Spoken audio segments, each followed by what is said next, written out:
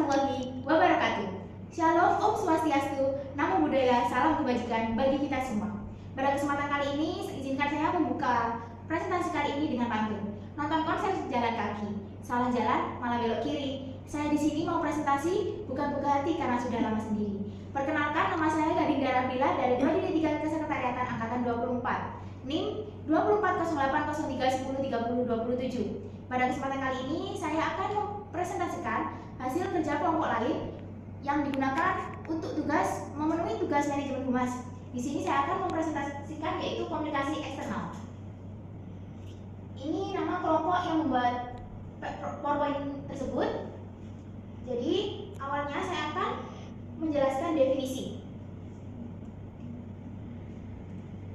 Nah, komunikasi eksternal adalah proses penyampaian informasi atau pesan dari dalam organisasi ke pihak luar seperti pelanggan, media informasi, masyarakat, investor, dan mitra bisnis. Nah, komunikasi eksternal ini melibatkan penyampaian pesan dan informasi tentang perusahaan, produk atau layanannya, dan nilai-nilainya kepada dunia luar. Jadi, komunikasi eksternal ini sangat penting dalam menjaga salah satu nama baik perusahaan dan organisasi. Kemudian, saya akan menjelaskan tujuan. Nah, di tujuan ini ada yang pertama ada membangun dan memelihara reputasi perusahaan. Nah, membangun dan memelihara reputasi perusahaan itu seperti apa sih? Dengan kita menjaga komunikasi eksternal tersebut, kita dapat membangun citra perusahaan atau organisasi tersebut menjadi lebih baik, memelihara namanya tetap ada di tingkat masyarakat yang perusahaan ini tetap baik, perusahaan ini tidak memiliki nilai-nilai jelek yang ada. Yang kedua ada menjaga hubungan baik dengan pihak terkait. Semisal ini kita mempunyai hubungan baik antara perusahaan satu dengan perusahaan yang lain. Di situ kita dengan komunikasi eksternal ini kita dapat menjaga komunikasi tersebut agar tidak menjadi kesalahpahaman. Yang ketiga ada menyampaikan informasi yang relevan. Dengan komunikasi eksternal ini, informasi-informasi yang secara fakta itu akan gampang terpublish. Dia perusahaan atau organisasi ini tidak mendapatkan informasi-informasi hoax yang ada. Yang kemudian ada mengelola krisis dan isu publik. Nah, jadi misal ini ada saya membuat contoh, ada isu publik tentang perusahaan itu atau organisasi tersebut, mereka mendapatkan nilai jelek dari masyarakat karena mereka melakukan korupsi. Nah, mereka mengelola isu publik ini dengan cara dikelola, bagaimana caranya mereka memberikan ke publik agar tidak terjadi kesalahpahaman. Yang terakhir ada memperluas jangkauan pasar.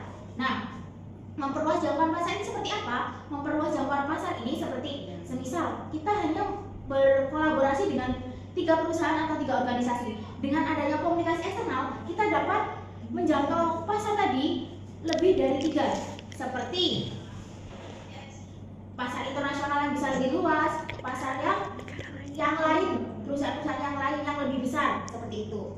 Kemudian di sini saya akan menjelaskan tentang saluran komunikasi eksternal. Nah, saluran komunikasi eksternal itu teman-teman sangat amat banyak.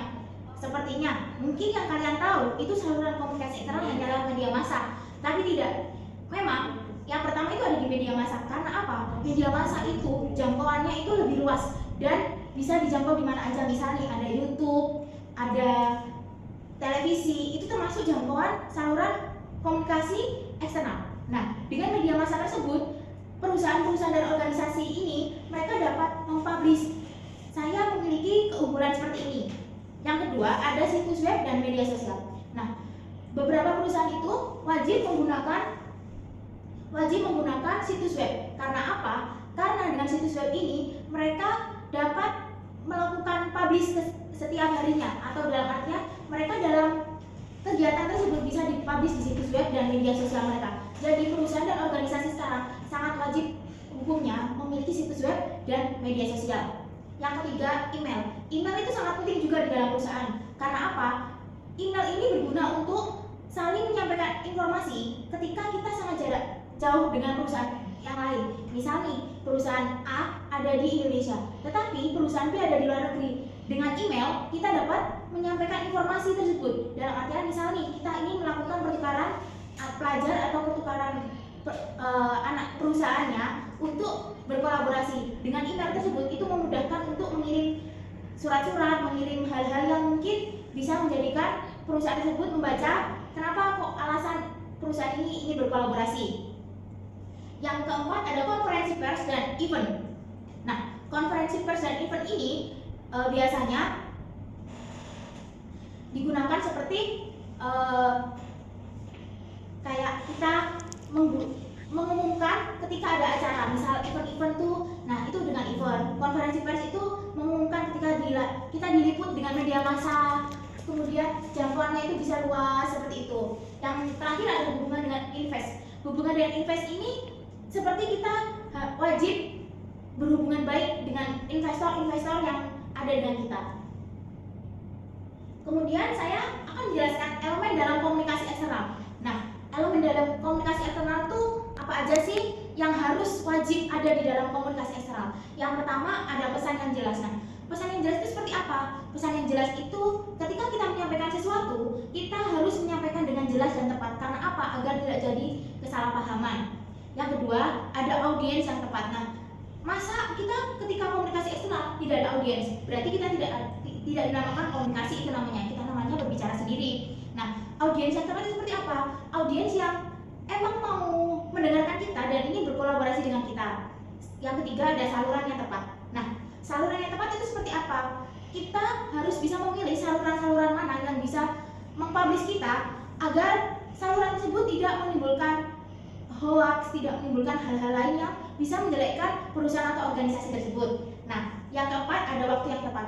Nah, ketika kita berbicara komunikasi eksternal, kita harus bisa memiliki komunikasi yang tepat. Dalam artian, misal nih ketika kita mau bertemu dengan HRD dengan manajer, masa sih ketemu dengan HRD dan manajer itu di waktu jam 10 malam, kan itu waktunya tidak tepat. Bisa saat makan siang atau ketika awal pagi saat mau meeting. Nah, yang terakhir ada konsistensi pesan. Dalam arti yang di sini, ketika kita menyampaikan pesan, kita harus konsistensi dengan pesan tersebut. Misalnya kita menyampaikan pesan A, nah kita harus melakukan pesan A juga. Kita tidak boleh melakukan ketika kita berbicara A, kemudian kita melakukan B. Nah, itu menjadikan perusahaan itu nanti dinilai buruk oleh masyarakat dan khalayak umum. Karena apa? Kayak sepertinya loh, kemarin loh dia berjanji seperti A. Nah, sekarang kok tiba-tiba menjalankan B. Di sini kemudian saya akan menjelaskan tentang kendala dalam komunikasi eksternal. Nah, apa aja sih kendala dalam komunikasi eksternal tersebut? Yang pertama ada perbedaan bahasa dan budaya. Di sini komunikasi eksternal itu kita harus memperhatikan siapa lawan bicara kita. Yang dimana misal nih, ya lawan bicara kita orangnya hanya paham bahasa Indonesia karena orangnya berasal dari Jakarta. Tetapi kita sendiri berasal dari Jawa. Kita tidak boleh dalam komunikasi eksternal tersebut berbicara dengan bahasa Jawa. Budaya pun mempengaruhi hal tersebut. Misalnya kita budayanya tentang Jawa, nah, tapi budaya di Sumatera itu berbeda. Kita harus bisa menghargai komunikasi eksternal mereka seperti itu. Yang kedua ada kesalahpahaman. Nah, komunikasi eksternal ini sangat sering adanya kesalahpahaman. Seperti apa? Dari awal tadi saya membahas tentang perbedaan bahasa ya. Nah, perbedaan bahasa. Kadang nih yang di Jawa kita ngomongnya halus-halus, tetapi ketika ketemu orang Madura yang logatnya bahasanya agak tinggi nadanya, itu menjadi bisa kesalahpahaman. Seperti kita menyapa, terus kemudian orang Madura ini menjawab kayak agak nada tinggi. Nah, orang Jawa itu mengira ketika menjawab itu dikira orang Madura itu jahat, sombong, judes. Nah, sekian presentasi dari saya. Kurang lebihnya mohon dimaafkan. Tadi saya buka dengan kata-kata pantun. Nah, sekarang saya akan tutup dengan kata-kata juga. Karena dimulai, maka juga akan diakhiri. Jika diakhiri tanpa mulai itu bukan presentasi tapi masalah hati. Wassalamualaikum warahmatullahi wabarakatuh.